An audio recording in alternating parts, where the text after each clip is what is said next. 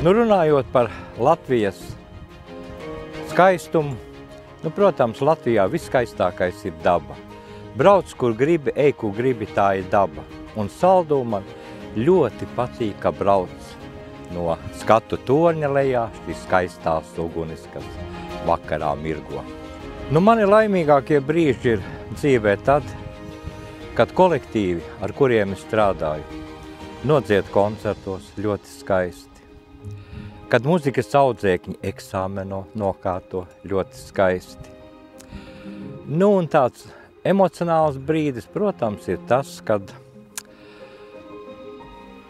ja koncertos izskan manas dziesmas, mana muzika, un izpildītāji to ļoti labi izpilda.